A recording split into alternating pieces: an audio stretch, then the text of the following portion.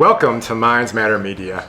We're dedicated to bringing you insightful conversations that explore the world of mental health and illuminate the ways, grand and small, the health of our minds affects the things you care about.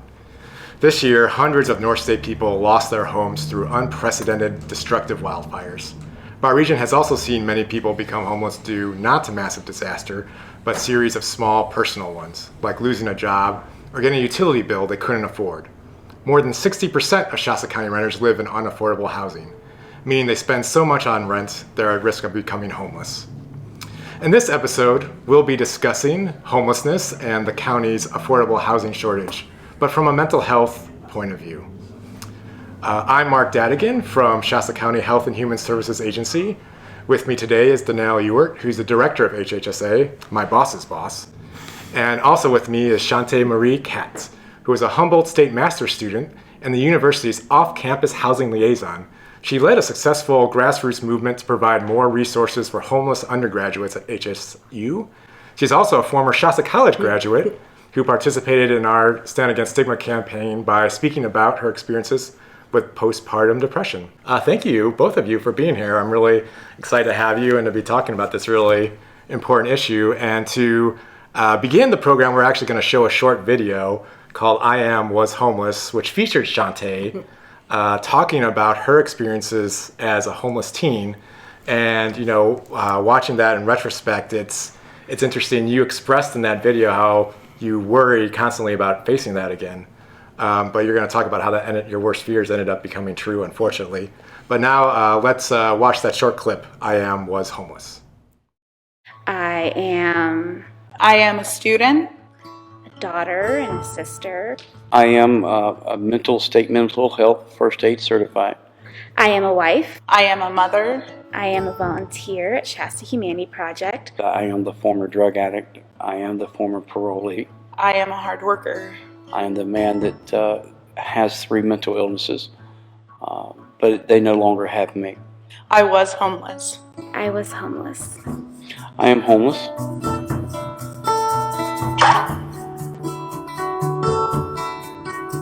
So stereotypical image is someone panhandling, somebody dirty. As a nuisance. Who is lazy, who wants to be there. Combative, or we're abrasive. Or drug addicts, or mental health. Doesn't want to work hard. Well, they just want my money. They just want my money. It's really becomes to the stereotypicalism that one gets to believing that we are where we are because that's where I'm supposed to be. When I was 15, my parents went through a separation. It got to the point where I was tired of being mistreated and there wasn't anywhere really for me to go. And so my mother helped me pack up and dropped me off at a friend's house. Basically, it was couch surfing. And from there, I ended up living in the woods for a few months. There were probably about 15 to 16 other people about my age who were also kicked out from their homes and had nowhere to go. And so we all sort of grouped together and kept each other warm and fed each other, and we spanged with each other and became each other's family. It made me feel hopeless. It made me feel as if there was something wrong with me. Everybody had told me that I was an unruly child and that I was doing things to break the laws and the rules because I was a bad person. And that wasn't particularly so. I really just didn't have the proper guidance that I needed. I became housed because I had a whole community of people believing in me, specifically my teachers. I had one person in particular that took me under his wing and told me that I was important and that I could make changes and that I could make changes for other people. He also helped me get my work permit a little bit early, or illegally, so that I could get a job and start getting financial income. And from there, I started just doing really well.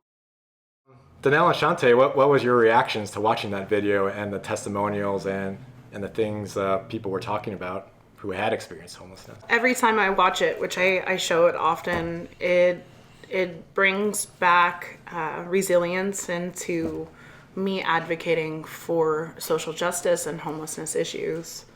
Sometimes it brings a little sadness that the experience had to happen, but at times it can be very empowering. Any thoughts, Donnell? Any reactions to watching that? Well, I think it brought back to me that homelessness is a condition, it's not an identity. And I know Chante, I know one of the other people in the video, they're human beings. Once you know people, you realize it's not a thing really, it's a state, it's a condition that can be changed. So I think the human beings are what's important, and we can find a way for everyone to be housed. Yeah, one thing that struck me about that video, rewatching it, and one of the reasons I picked the 3 people I did was, 3 very diverse experiences with homelessness. And I think that, Vernon, he struggled with an addiction that led to him not being able to afford his rent. Chante was leaving a difficult home life as a teenager.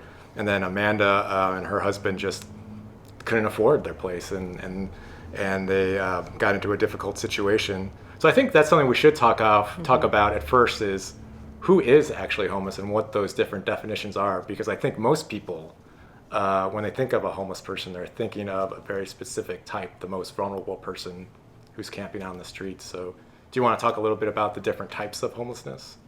Well, we know from collecting data through our public assistance programs that there's probably around 3,000 people in our county that experience homelessness at any time during the year. Most people aren't homeless the whole time, the whole year. They're homeless for small periods of time. And homelessness can really be defined as just not having a permanent place to live. And so people live in a lot of temporary situations. Sometimes they're inside another home, someone else's home. They don't have their own home. And unfortunately, some of those folks end up on the street, but that is actually a small percentage of the total population of people that are homeless at any given time. For the students' perspective, at least at HSU, 19% of our students last year out of 8,000 were homeless any time throughout the year. And a lot of that looked like students who were camping in the forest behind the campus, going from camp spots to camp spots, couch surfing at people's homes, sneaking into the dorms. And the indigenous perspective of some of those students were staying with their aunties, staying with their uncles and their grandparents. We use the McKinney-Vento definition in a lot of the research that we use, which is basically what Donnell said. Anybody without a permanent home over their possessions and themselves.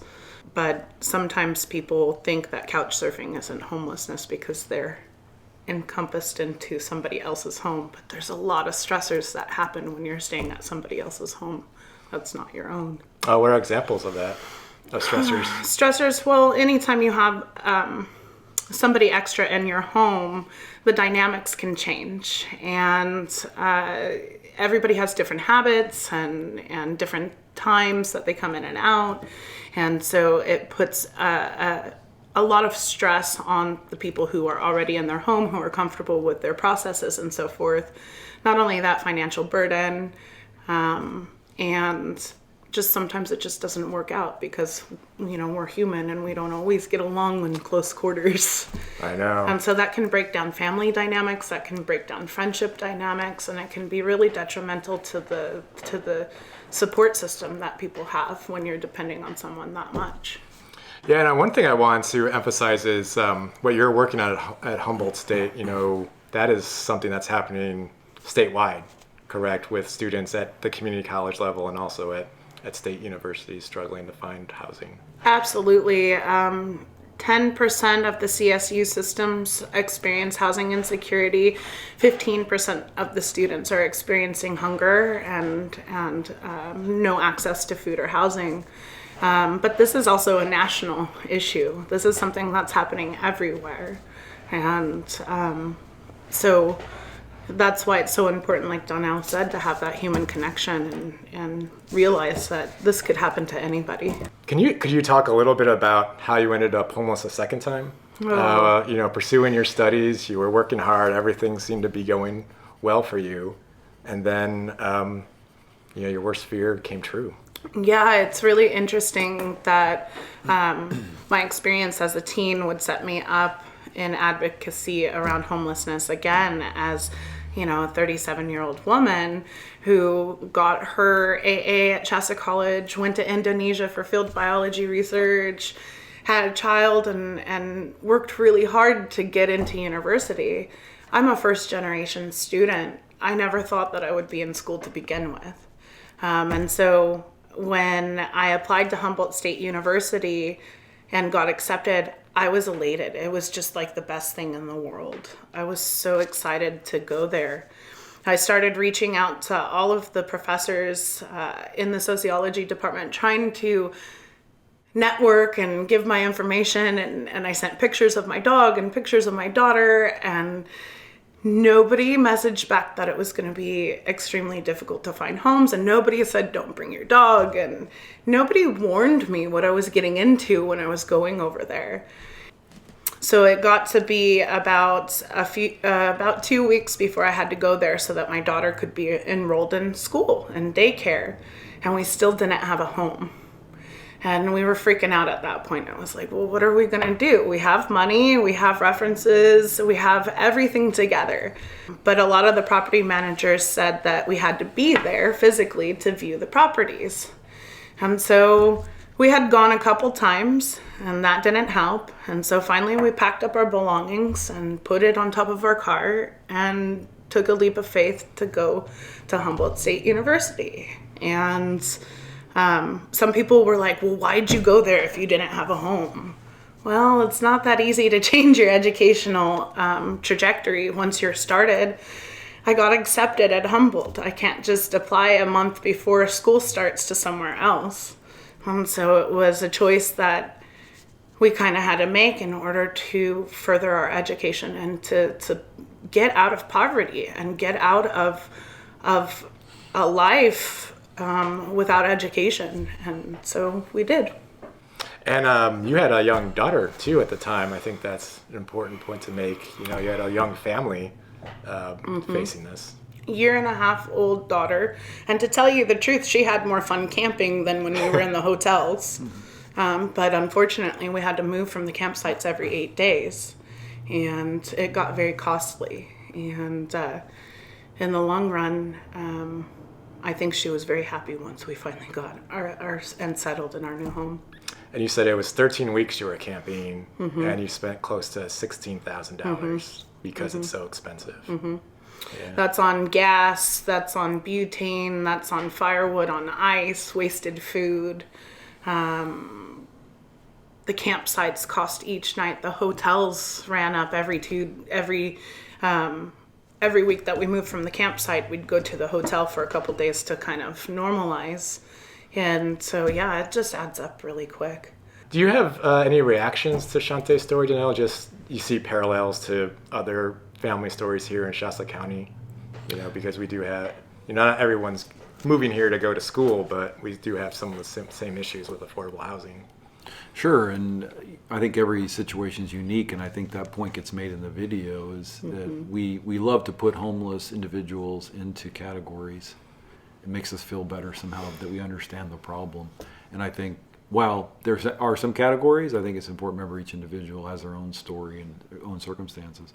And I think with this disaster that we've had, I mean, we've had several disasters now in the North State with these fires, and you see that people who were housed, owned their homes, are now homeless. You know, they're camping in store parking lots and staying couch surfing. We don't call it couch surfing. We call it staying with friends, you know, when you've been in a fire. But, you know, we have a lot of homeless people in the North State just overnight because of this. So it can happen to any of us. But I think there's a lot of stories of people who, for various reasons, end up not living in a permanent place to live. And sometimes it's because they come to a new place and they're being promised certain things, like a job or a place to stay. Sometimes they have a romantic involvement with somebody online, and they come and things don't work out the way they thought, you know, and a month later they don't have any place to stay, they don't have a job, and they don't know anybody, or they know very few people, and so they end up on the street. You know, that's one scenario. You've got other people who do have substance abuse problems. You have people who who actually get sent to places by other jurisdictions because they're deemed undesirable or a problem, and they'll put them on a bus and send them down. You know, that does happen. That's not a super common, but that does happen from time to time. So yeah, there's a million stories, but I do think that each story is unique, and we really need to take time to engage people who are in that situation and really find out what's going on with them, as opposed to just making assumptions about what's happening. Oh man, the Tinder homeless, I hadn't even thought about that. Meeting someone online and then I know that's a whole new dynamic that I never thought of either. I don't mean to make light of that, but yeah, it's a good example of there's so many stories and so many ways it can happen. So you want to tell us a little bit, Chante, about how that experience kind of activated you as a activist, and you kind of were fomenting this grassroots movement there in Humboldt. I was following it on Facebook, and I was just seeing posts you were making, and then progress you guys were making, and then now there's New York Times articles about you and Chronicle of Higher Ed articles about you, and you're becoming famous for what you helped lead over there. So tell us about that. Oh, well, first and foremost, I couldn't do it without tons of support from the community, and the students that work with me, they're amazing. I think that after a little bit, my partner and I had just gotten exhausted, and we started hearing the stories of others in the community, and we realized that we weren't alone. And so I placed an ad on Craigslist, and I got so many responses in such a short time that I knew that something had to be done about it. And I kind of drew off of the experience that I had as a teenager when my teacher, Mike Nugent, boosted me up and put me in front of City Hall and told me to tell my story. And so I persevered.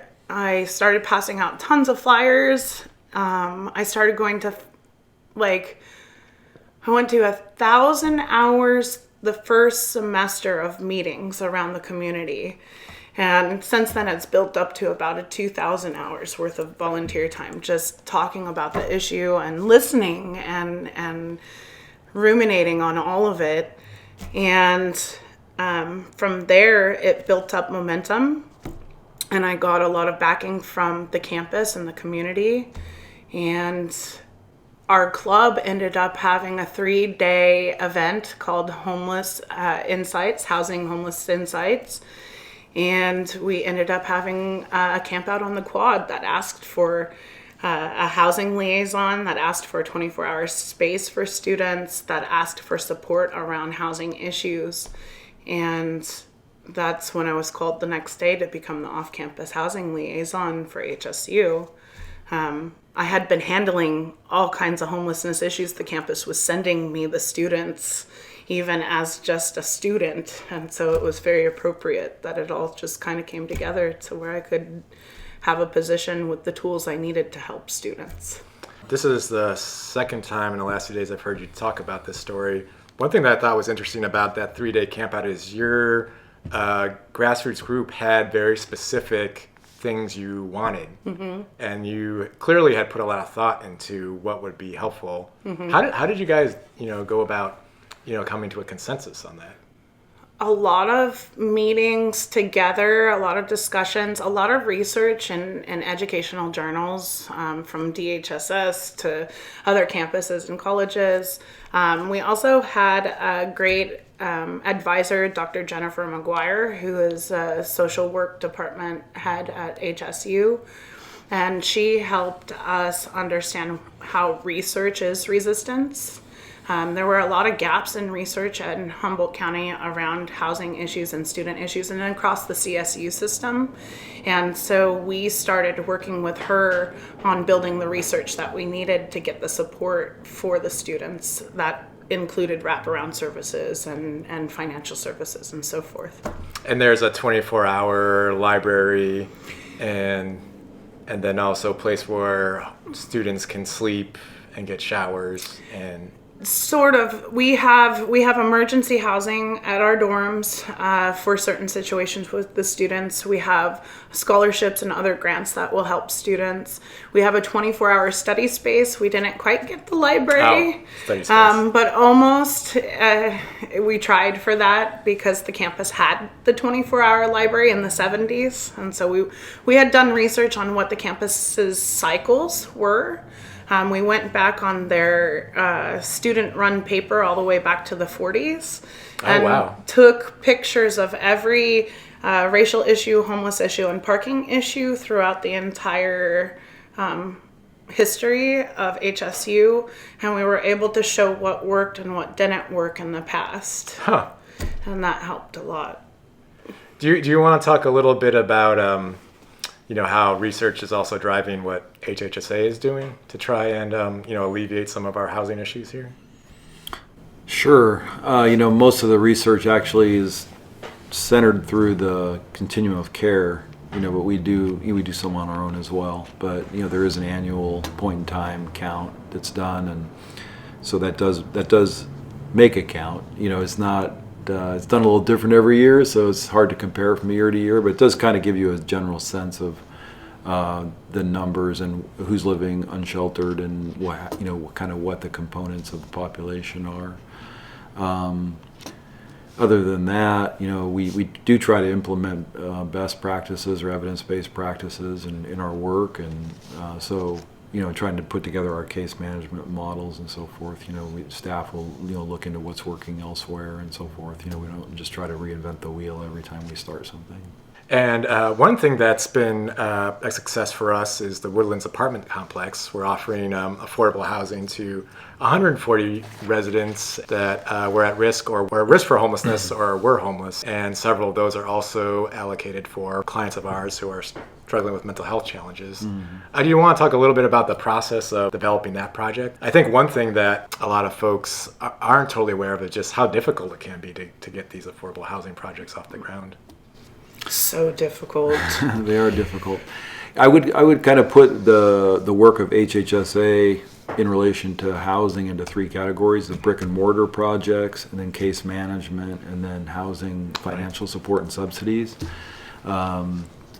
It's a little bit more complicated than that, but that's kind of the general kind of three areas we've worked in. So the brick and mortar, the Woodlands is kind of our big first effort, and I have to say that we were partners with the City of Reading and Palm Communities and Northern Valley Catholic Social Service on that project, and we were really a financial partner. We others did all the work really developing the project, and MVCSS and Palm Communities deserve most of the credit for that.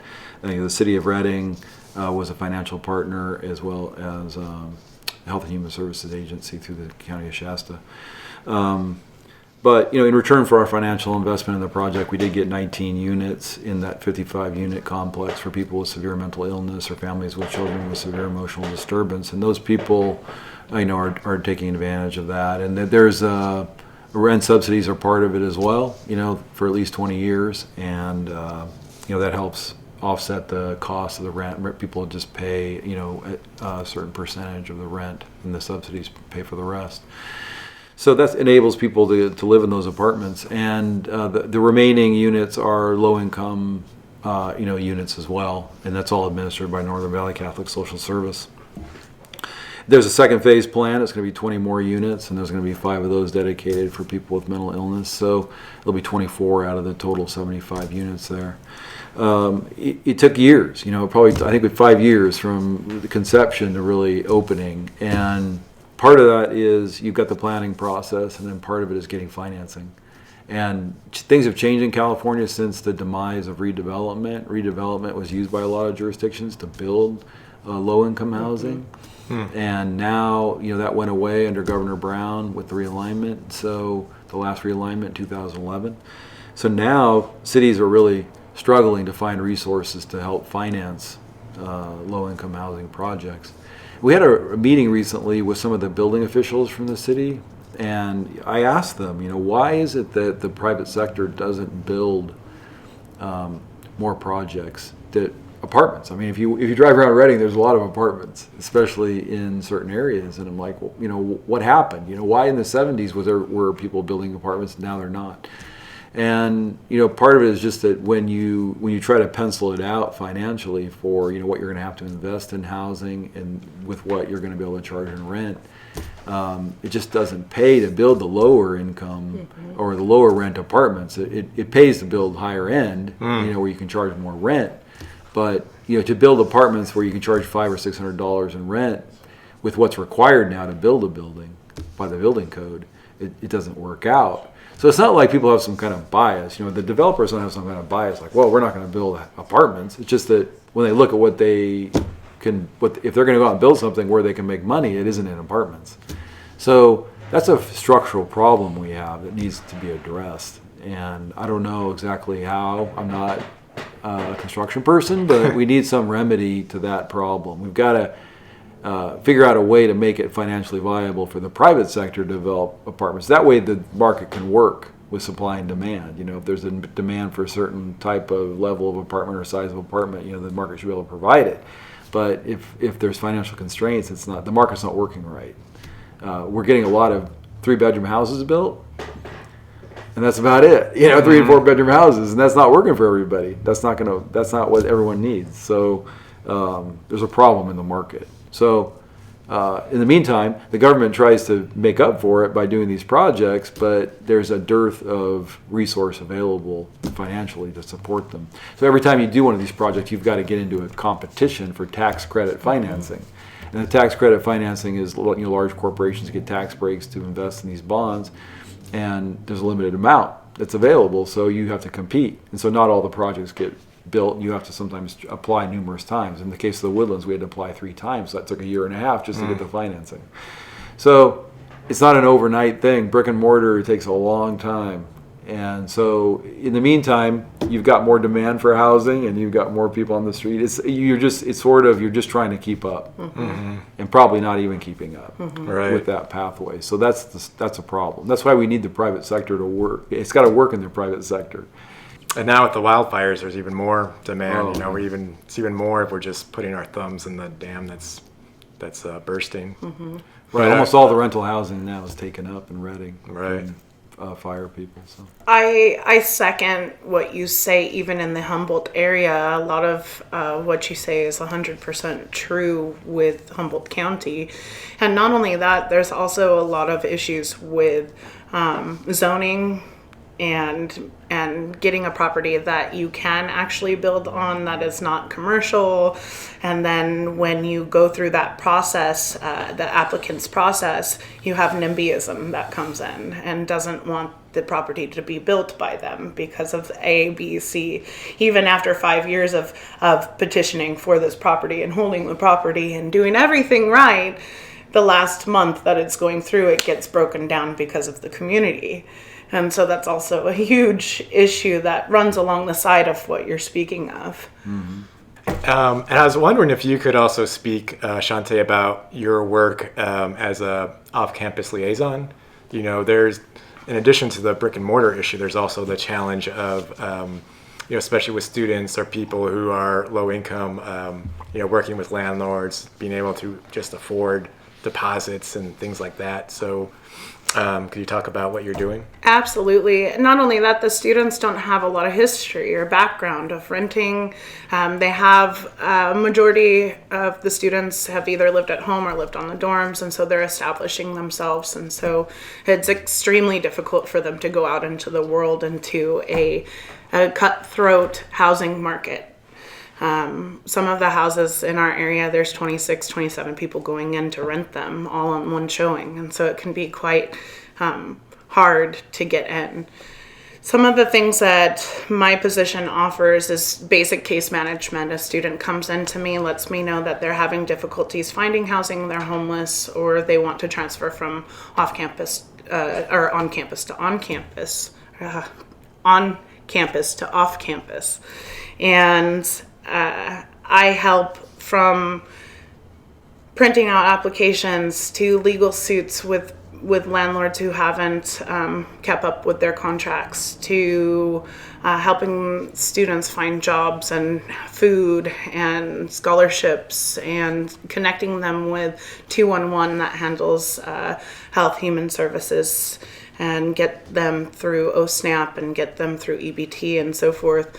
I also help students who are traveling from Southern California to Northern California. I FaceTime at showings for landlords, and I drive students to property viewings. It's basic case management, and it intersects with suicide, LGBTQ, racial issues, and the like. It can be very challenging at times because when I have no houses to put these students into, we have to find other Band-Aid solutions like hotel vouchers and gas cards and letting them come and take showers downstairs.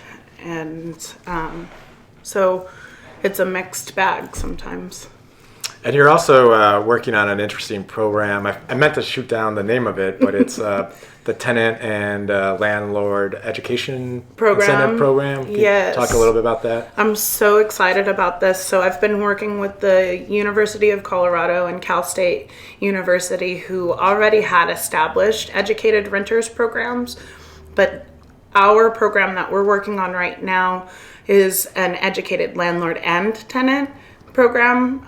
We're hoping to do an equitable training around what housing looks like from the landlord's perspective and the tenant's perspective, and bring them together in a training so that we can support the landlords and tenants who have gone through this training with a scholarship fund or a deposit fund that will create less barrier for housing for students.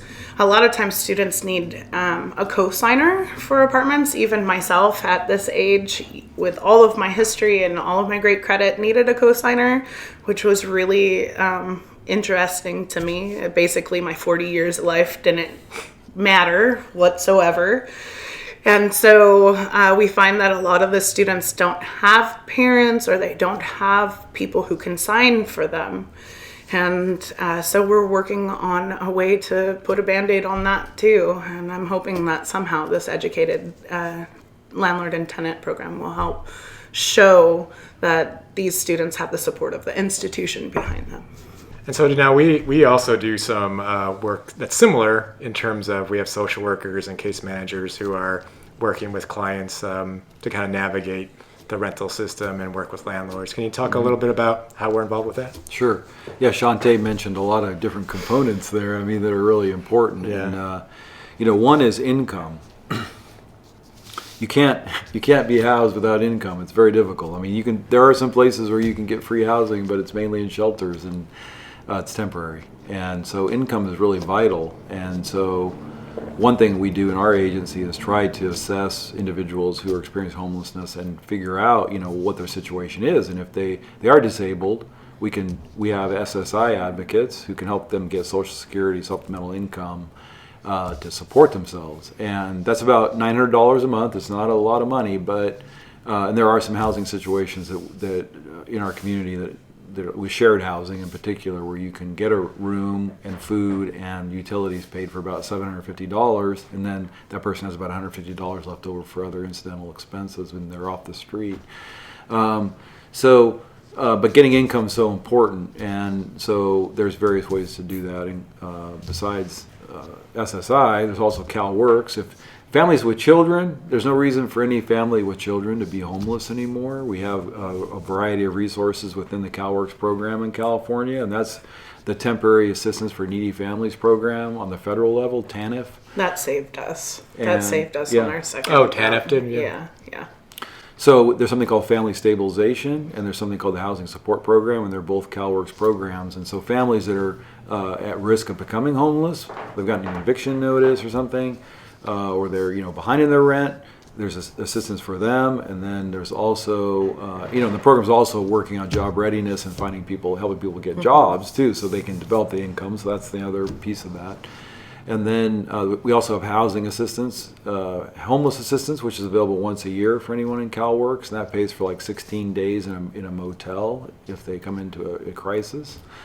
So there's a variety of aspects, but those are all the financial pieces to help with the rent and deposits and key deposits and application fees and all the variety of costs it takes to even get in an apartment. Then there's the case management piece, which Chante also mentioned, and that's working with people on making sure they get all the steps taken care of, and then even checking in on them afterwards and seeing, are they, how's it going with the landlord, how's the job search going, and so forth. So until people are on their feet again, then you can move on to the next. But so the case management piece and the income supports and the rent subsidies are all really important. You mentioned trying to start a fund. We're able to start a fund for deposits here called the Community Care Fund with the help of some faith communities and foundations like the McConnell, not the McConnell Foundation, the California Endowment has supported it, and now Partnership Health Plan also has supported it, which is our local managed care organization. And basically it's a fund. You have to have a case manager to access this fund. It isn't just for anyone, but it pays for deposits and all the kinds of costs it takes to get into an apartment. So that's great to get in. You still have to, the case manager is also working on the income piece so they can continue to pay the rent. And there's another fund in town that was started by Shasta Community Health Center, the United Way, called Bridges to Housing. So we've got a couple of these funds now. That one pays more for temporary housing in motels and things like that. So all these pieces are necessary, and for the unsheltered adults who don't have children, they don't have the access to these CalWorks resources. So that's why we set up the Community Care Fund, and Bridges to Housing was set up as well, because those folks there really aren't as many resources for those types of individuals. Usually single childless adults or adults in couple relationships without children.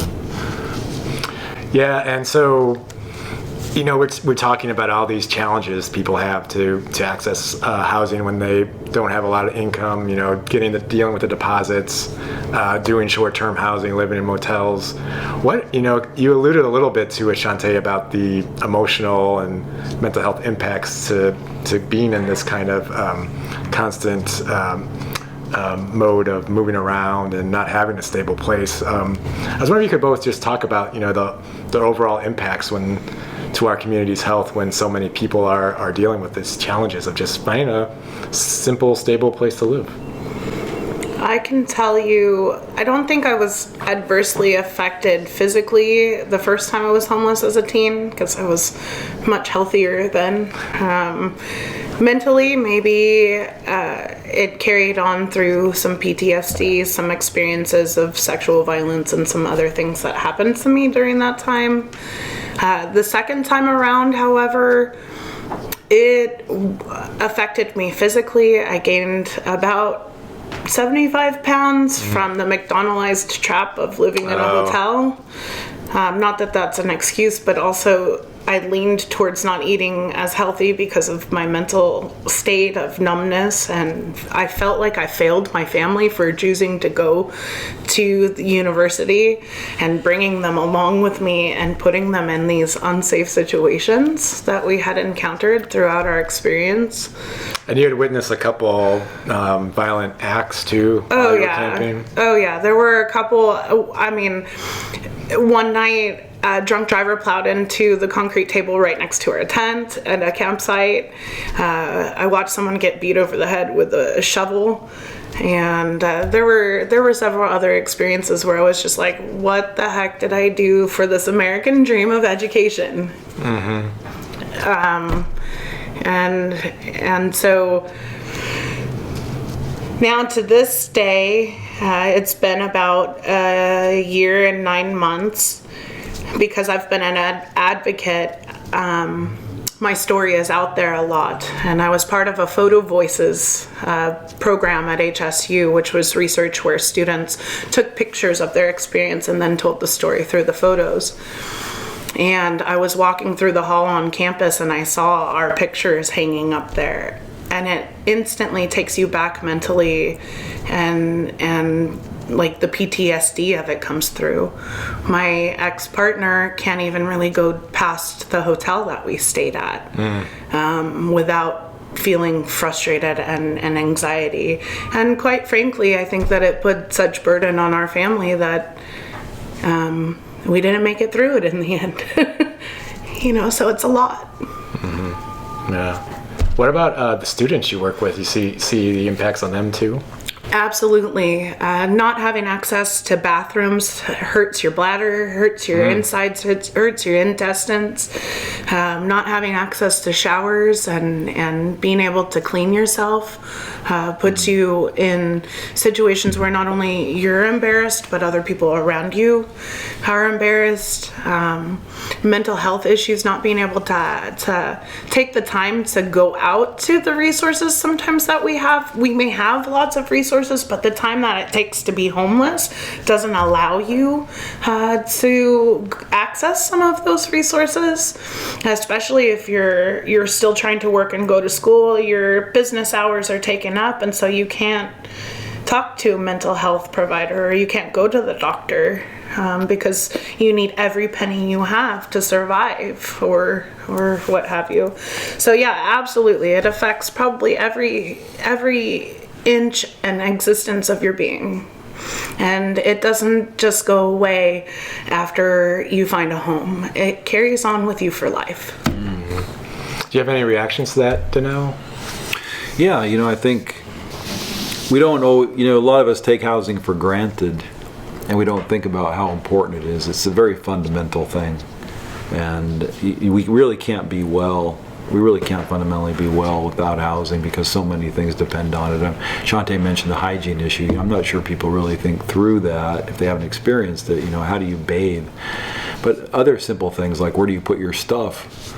And more fundamentally, where can you be safe? And where can you be healthy? Where can you cook and prepare food and store food? Chante mentioned her food going bad. Very fundamental things, you nothing much more fundamental, water and food. And if you can't preserve your food, you're wasting money. That's your precious money you have, and bad food can make you sick as well. And then you need a place to care for your loved ones. We need a place for our offspring, to care for our offspring, and then to create community too. We create community in our homes. So these things are very fundamental, and so we call it a social determinant of health. It's more powerful than many of the things we tend to talk about with health. Certain health behaviors we say, like whether it be excessive drinking or smoking or whatever, lack of exercise can cause bad health in the long run. Homelessness or lack of housing security, it has a detrimental effect on us, and as Chante mentioned, it's a emotional scar. It's a trauma then that one carries on, and it affects her. It affects her, as she mentioned in the video. The anxiety of worrying that could happen again. So these things are experiences we have, and then we can't. They're part of us. So this is the reason why it's so important for our community to organize ourselves to try to assure that everyone has a place to live. And I like to say the state of homelessness in any given community says more about the community than it says about the individuals experiencing homelessness. And that's because in any community you're going to have people with mental illness. You're going to have people with substance use disorders. You're going to have people who are estranged from their families. You're going to have newcomers. You're going to have people in all these different situations. How does a community organize itself to assure that those things are attended to? We're going to have seniors who, their Social Security isn't enough, for them to be housed. That's the up and coming homeless. Yeah. So how do we organize ourselves to make sure these things are taken care of? Every community has those situations, but different communities respond differently to the challenge. So, are we up to the challenge? And how can we organize ourselves better to assure that those things are provided? That's the question I think we have to ask ourselves, and what our policymakers have to ask themselves. Yeah, and so speaking of organizing ourselves, we have at this table two representatives from institution, including the director of an institution, and we have a grassroots advocate who's been successful in working with an institution to institute some important changes.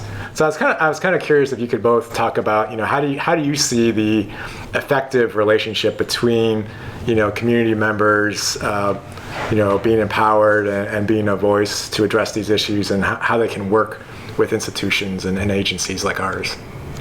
I've really, okay, as a sociologist, I really believe in institutions. I really believe that they have the backing in order to help alleviate issues in the community. We as community members make up the institutions, and so they're just little cities in themselves of us, right? And I think that one of the most important things that I've noticed, and we spoke about this yesterday, is finding the key players in those institutions, having meetings with them, talking with them, asking them what they think the solutions are to the problems, and then picking away at it with them, trying to accommodate what they believe is the best way to solve it, and integrating it with your vision and making a trickle-down effect. Because once the institutions make changes, then it creates waves throughout the entire community. It's important that our large institutions and colleges and so forth step up in these matters and bring the humanity into it, and bring their constituents into the conversations and talk about it, hash it out. It can be painful at times, it can be aggressive at times, and it can be done though, and it can make change. And just having that empathy with each other. It's really important finding those big key players though, and working with them and bridging that gap. I get so tired of people pointing fingers at each other, like the city pointing finger at the university pointing the finger at the city. It's everybody's issue. There's not just one person that you can place blame on anything in this life. We all have to accept personal responsibility and step up and make change and advocate all together. Any thoughts to that, Donnell? Yeah, I think institutions are part of the community, and they should reflect the community's values. So if the institutions don't, then the institutions need to be changed, to better reflect the values. And I think in our county, in Shasta County, we work on a lot of issues, and I think this issue of homelessness is a big deal to a lot of people, and we've been working recently on trying to create more temporary shelter, and there's a lot of folks who are interested in the business community, in the government sector, and the private sector. And I think I've been heartened by that. I've been heartened by how many people really do want to solve the problem, and they may have different motivations, but I don't think most people are heartless. They really think. They really do feel badly, that not everyone has a place to live. I think there's some frustration. There's some sense that, because they don't understand all the ins and outs of things, they might feel frustrated that we can't seem to solve it. But I think that's where leadership's needed, and institutions have to come together and try to tackle the problem in a holistic way. And I think a lot of times we just do stuff because we don't know what to do, and a lot of the things we do don't really lead to solutions. So trying to find permanent solutions instead of just moving people around, which is what a lot of efforts seem to be focused on it from time to time. But I do think that people do care and people do want change, and it's a matter of finding the financial resources and setting up the systems to make it work. Yeah, and just listening to both of you, and especially Chante, to know what you were going through while you were also advocating and going to these meetings and speaking up. I think for me it was, I took a mental note of remembering when people who are experiencing these challenges, when they come to meetings or when they come to me or other representatives of our agency, to have that compassion and that awareness that you might not be in the best place, you might be upset, you might be emotional, and not to be able to look past that and really listen to what you're saying, and take that in and not be taken aback or be dismissive because people are emotional or upset because of what they're going through, because that's a natural reaction. So I think we are almost out of time. Do either of you have any closing remarks or closing thoughts before we end this Minds Matter Media episode? I think Donnell said it pretty well at the beginning, and I'll just say my kind of tagline onto it. You can't homogenize the path to change. And everybody's story is individual, and it's really important to bring the narrative of the people out in our research and bring the narrative of the experience out and not only look at the numbers. And so it's important that even if you are struggling through something like this, that you speak up about it if you can, and that you share your experience so that you can create empathy and hopefully a support system in the community that's a safety net. I mean, that's what we're here to do, we're all threads in this, and we're creating a safety net together. So Yeah, I think my final thought is there's no silver bullet. There's not any one thing that's going to solve the problem. It's going to take a multifaceted approach, and it gets back to our point that we're dealing with individual people with different situations. And I think the other important thing is our challenge has gotten harder with the fires, and so unfortunately, and that's not anyone's fault. That's just a reality of our situation. So it's going to take the whole community to work on this. It's going to take government. It's going to take the developers building more housing. It's going to take businesses. So it's going to take a lot of different institutions to solve the problem. And I think, I think we have to have a vision that it can be solved. I think we have to have a vision that we could have a community where there aren't any homeless people. And I think it's hard for us to imagine that. We're becoming kind of used to it. And I've had the opportunity and privilege to travel to some other countries where there aren't any homeless people. And that might be shocking, but it actually exists in the world where there are countries with no homeless people. And so it can be done. And I think we have to make sure we accept a new standard and not just accept we have less than last year. It's a paradigm shift. Yeah, it's not going to happen overnight. It's not going to be easy, but we have to have a vision for that. There are ways that we could actually address the issue and actually house everyone. And I think part of that is believing that it is a fundamental human right and that people aren't going to be well, without it. If you had a farm and you had animals on your farm, you would be sure that you were taking care of the needs of the various animal groups that you had. You wouldn't just let them all loose in a field and let them stay in the weather, right? Yeah. And if that's the case for a farmer, how much more as a society, as a community, don't we want to do that for all of our human fellow members of our community? So, I just think we have to have a vision for it and really believe it. And if we do, we can fix it.